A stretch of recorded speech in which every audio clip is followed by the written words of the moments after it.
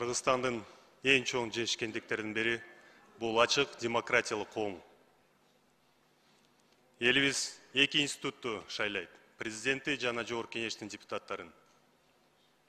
Элдин өкүлдөрүн болуп, алардын мүддөсүн ишке ашырууга аракет кылабыз. Жогорку кеңеш бул өзгөчө бийлик бутагын. Бийликтин жана элдин ортосунда көпүрө катары депутаттар турушат. Элибиз бизге карата чоң үмүт менен карайт. Тең салмактуу, адилеттүү чечимдерди кабыл алабыз деп күтүп турат. Делимитация бул өтө сезимтал маселе. Туура, боордош мамлекеттер менен кызматташтыгыбызды бекемдетишибиз керек. Бул эки тараптуу кыймыл жана чечимдер эки тарапка тең өз ара пайдалуу алып келиши керек. Илгертеден бери бүгүнкү күнгө чейин бир тууганыбыз менен суу менен бөлүшөбүз. Сөзсүз ушундай болот, сөзсүз ушундай болуш керек. Эч качан шек саноо болбош керек. Ынтымакта жашайбыз. Өзбекстандын президенти Шавкат Миромонович акылдуу, даанышман инсан. Анын мөөнөтүндө Өзбекстан чоң жетишкендиктерге ээ болду. Укмуштуудай, кереметтүү өсүүдө Өзбекстан. Бирок кеп Өзбекстан боюнча эмес. Маселе ичибизде, мамлекетибизде. Сый урмат менен талкуулоо болуш керек. Депутаттардын өзгөчө макамы бар. Өткөн апта дүйшөмбү күнү өкмөт бизге келишимдин долбоору алып келип, макулдугу бергиле деп, жактырылсын деп сурашты. Жакшы билесиздер, мен бир топ жолу маалымат бердим. Кагаздар толук берилген жок. Бизди шаштырышты. Кече күнү айтып атат, мен бүт кагаздарды көрдүм деп. Буну бат эле тастыктаса болот. Биринчи сектор иштейт. Бул купуя кагаздар. Протоколдор жана карталар бул купуя кагаздар. Биринчи секторду чакырып койлу. Бүгүн эртең менен биз биринчи сектордун башчысын чакырдык. Өзү айтты, мен кол койгон жокмун.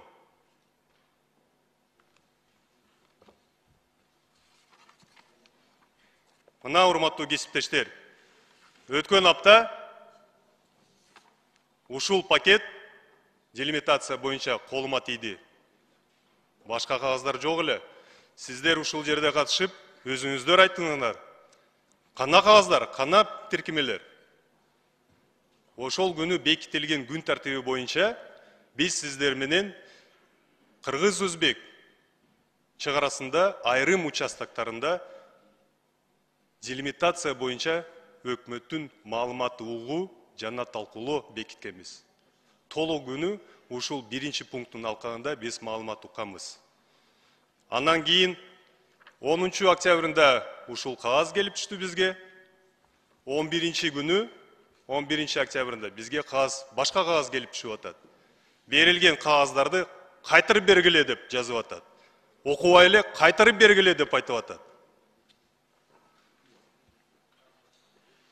Ошого карабастан, урматтуу кесиптештер, бардыгын регламент негизинде алып бардым. Комитеттин мүчөлөрүнө бүт маалымат бердим. Кечинде кворум болду. Президенттин ыйгарым окутуу өкүлү сунуш кирип койду, 3 пункт катары кирип койлу деп. Депутаттардын сунушу негизинде добушка койдум, мажбурмун. Бул биздин табиятыбыз, бул коллегиалдык орган. Мен жалгыз чечимди кабыл албайм. Анан кийин сиздер менен өткөн күндөрдө акылдашып, баарлашып, кой, мамлекетибиз үчүн, элибиз үчүн талашпай, тынч ээлеген төрагалыктан өз ыктыяры менен кетем деп чечимге чыктым. Бирок кече күнү бир киши коомго кайрылып, мени далилсиз айыптады. Адилетсиз жамандады. Намысқа тиді.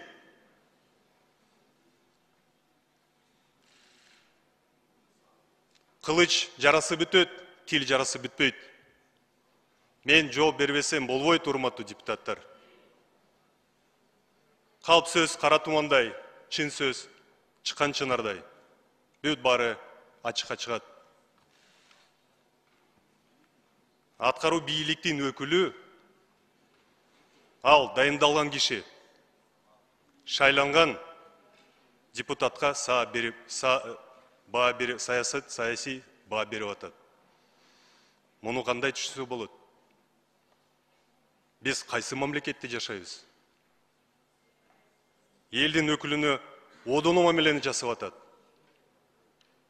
Бул мамлекет кызматкеринин сабатсыздыгы. Ар бир бийлик бутагы өз милдетти аткарышы керек. Жер жүзүндө парламент бул эң маанилүү демократиялык институт.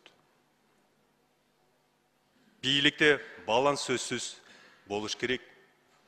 Чыныгы демократиялык коомдо эң маанилүү булагы бул эл. Урматтуу Садыр Нуржоевич, кече күнү биз сиз менен жолугуп пикир алмаштык. Диалогко дайыма даяр экенигизге күбө болдум. Кандай болсо бул чечим тарыхта калат. Мамлекет үчүн баарыбыз күйүп турабыз. Тең салмактуу чечим кабыл алынат деп тирен ишенем. Кошуматчылардын табияты туруктуу эмес. Бүгүн кошуматчылар, эртең саткындар. Урматтуу кесиптештер, мен өмүр бою мамлекеттик кызматта иштедим. Мамлекеттик органдарда дипломатия чөйрөсүндө 22 жыл иштедим. Көп пайда алып келдим. Өзбекстандагы кыргыз элчилигибизде 100 жыл иштедим. Бул маселелерди ичинен билем. Мен кадровый дипломатмын. Эч ким мага кызмат жолумда түрткү берген эмес. Ар бир тепкичти өзүмдүн эмгеги менен басып өттүм. Мамлекетке алып келген пайдам чоң, бирок эч кандай дешевый пиар кылган эмесмин. Алектенген эмесмин. Бүт аракеттерим жогорку кеңештин аброюн көтөрүш үчүн жумшалган. Учурда ийилген эл аралык байланыштар коргоо, коопсуздук жана миграция боюнча комитеттин төрагасынын кызматы тапшырышым керек деп сөз пайда болду. Бардыгын түшүнөм. Жамаатыбызды бөлгүм келбейт. Арызды жазганга даярмын. Убакыт бардыгын көрсөтөт. Алаканга салгандай жогорку кеңеште бүт баары таза, ачык акын талкуулашыбыз керек. Чечимдерибиз элибизге пайданы алып келиши керек. Убакыт бат эле өтөт. Эл бизди шайлады, эл бизге баа берет. 4 жыл эле калды. Эл сынчы, эл тараза, эл сынчы. Эң саясаттагы эң кооптуу нерсе бул кайдыгерлик. Урматтуу кесиптештер.